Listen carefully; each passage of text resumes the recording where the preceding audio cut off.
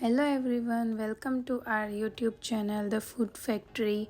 આજની આપણી રેસીપી છે સુખડી અથવા તો ગોળ પાપડી, જે ટ્રેડિશનલ ગુજરાતી સ્વીટ છે. લોટ, ઘી અને ગોળના પરફેક્ટ માપ સાથે આપણે સુખડી બનાવીશું, જેનાથી આપણી સુખડી એકદમ જ સોફ્ટ બનશે. તો ચલો આપણે ઇન્ગ્રેડિયન્ટ્સ જોઈ લઈએ. તો સુખડી બનાવવા માટે અહીંયા 1 વાટકા જેટલો ઘઉંનો જાડો લોટ લીધો છે, 1 વાટકા જેટલો ઘઉંનો ઝીણો લોટ લીધો છે, અને જે વાટકાથી આપણે લોટ લીધો છે એ જ વાટકાથી આપણે 1.5 વાટકા જેટલું ઘી લીધું છે અને 1.5 વાટકા જેટલો ગોળ લીધો છે. ત્યારબાદ અહીંયા 4 ટેબલસ્પૂન જેટલું દૂધ લીધું છે, તેમાં થોડું કેસર અને 1 ટેબલસ્પૂન જેટલી હળદર એડ કરી છે, અને લાસ્ટમાં ગાર્નિશિંગ માટે થોડા બદામના ટુકડા લીધા છે. તો હવે આપણે સુખડી બનાવવાનું સ્ટાર્ટ કરીશું.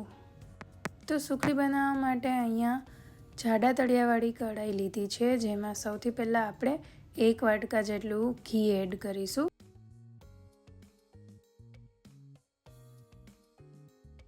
ત્યારબાદ આપણે તેમાં ઘઉંનો જાડો અને ઝીણો બંને લોટ એડ કરીશું. અહીંયા આપણે ગેસની ફ્લેમ મીડિયમ ટુ લો રાખીશું.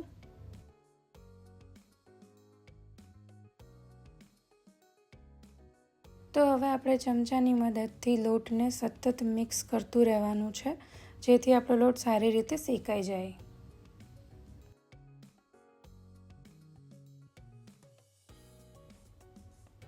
થોડું ઘી એડ કરશું. સૌથી પહેલાં આપણે એક જ બાઉલ ઘી એડ કર્યું છે. જેમ જેમ લોટ શેકાય એમ થોડું ઘી એડ કરતા જઈશું.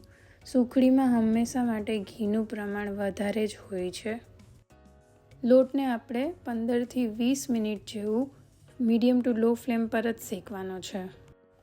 જેટલો લોટ પરફેક્ટ શેકાશે ને એટલી જ સુખડી ખાવાની મજા આવશે.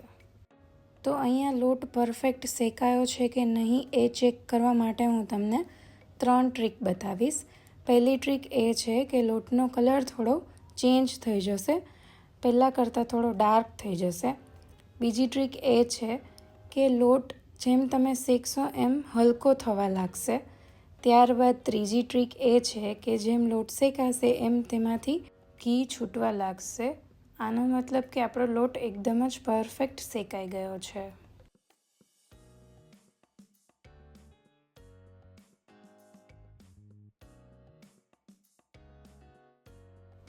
ફરી આપણે અહીંયા થોડું ઘી એડ કરશું અને સારી રીતે ચમચાની મદદથી મિક્સ કરતા રહેશું.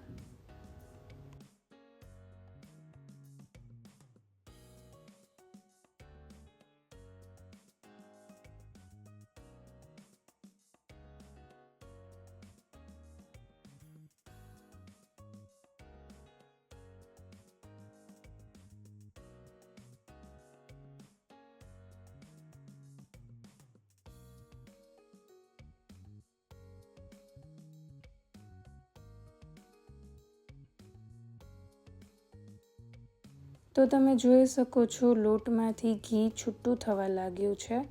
તો હવે આપણે અહીંયા અડધી ચમચી જેટલો સૂંઠ પાવડર એડ કરીશું, જે ટોટલી ઓપ્શનલ છે. જો તમને સૂંઠ પાવડર ભાવતો હોય તો થોડો એડ કરીએ તો ટેસ્ટ સારો આવશે.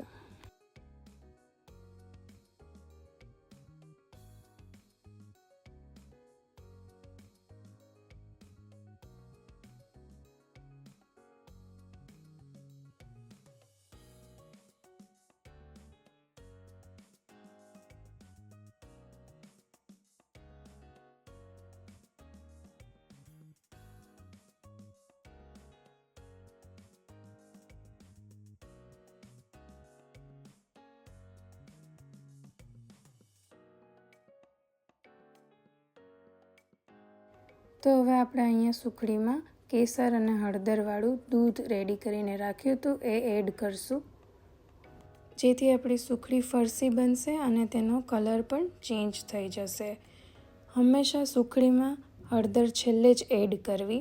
જો તમે પહેલાંથી હળદર એડ કરશો તો હળદર બળી જશે અને તમારી સુખડીનો કલર એકદમ જ ડાર્ક થઈ જશે.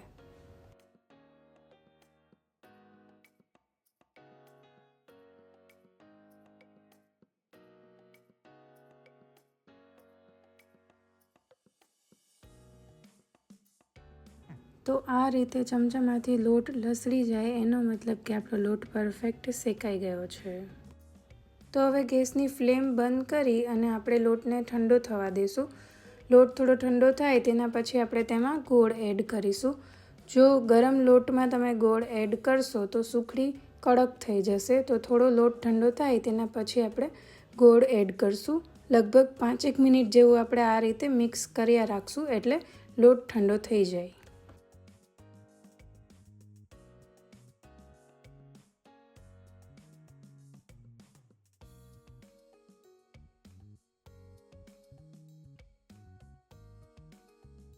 તો લોટ ઠંડો થઈ ગયો છે તો હવે આપણે ગોળ એડ કરશું. અહીંયા આપણે 1.5 વાટકા જેટલો ગોળ લીધો છે. 2 વાટકા લોટની સુખડી બનાવીએ તો તેમાં આપણે 1.5 વાટકા જેટલો ગોળ એડ કરશું તો તેનો ટેસ્ટ એકદમ પરફેક્ટ આવશે. બહુ વધારે જો તમને ગળ્યું જોતું હોય તો પછી તમે થોડો ગોળ વધારે પણ એડ કરી શકો, જેમ કે 2 વાટકા જેટલો પણ એડ કરી શકો. પણ આ રીતથી તમે આ માપથી બનાવશો તો પરફેક્ટ ટેસ્ટ આવશે. વધારે ગળ્યું પણ નહીં અને વધારે ફીકું પણ નહીં.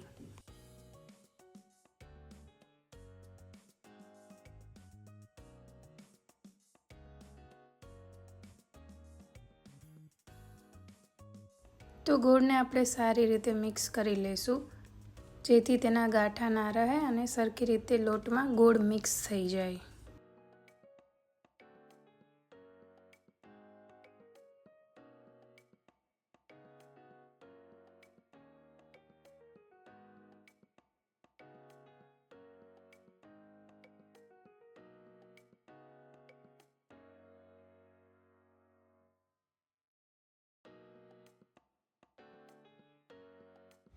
તો મેં અહીંયા 2 ચમચી જેટલો વલિયારી પાવડર પણ એડ કર્યો છે. એ પણ ઓપ્શનલ છે. વલિયારી પાવડરથી સુખડીમાં એકદમ જ સરસ સુગંધ અને ટેસ્ટ આવે છે. સારી રીતે મિક્સ કરી લઈશું.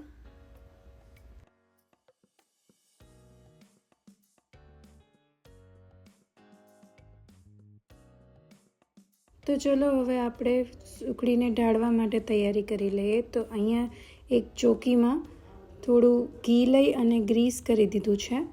તમે ચોકીની જગ્યાએ પ્લેટનો પણ યુઝ કરી શકો છો.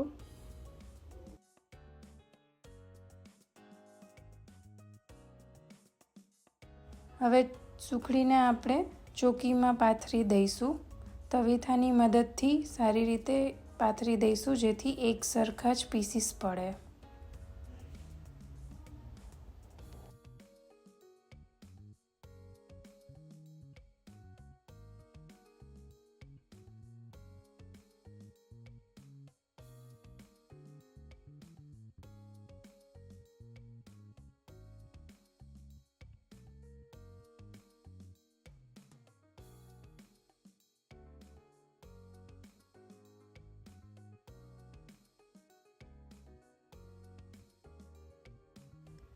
સુખડી બરાબર પાથરી દીધી છે. હવે આપણે થોડું ગાર્નિશિંગ કરીશું.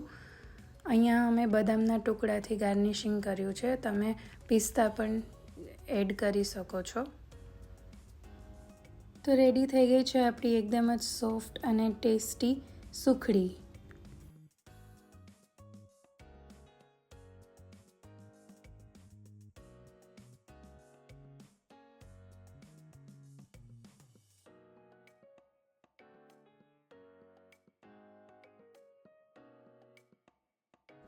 આવી જ ડિલિશિયસ રેસિપીઝ જોવા માટે અમારી ચેનલને લાઇક કરો, શેર કરો અને સબસ્ક્રાઈબ કરો.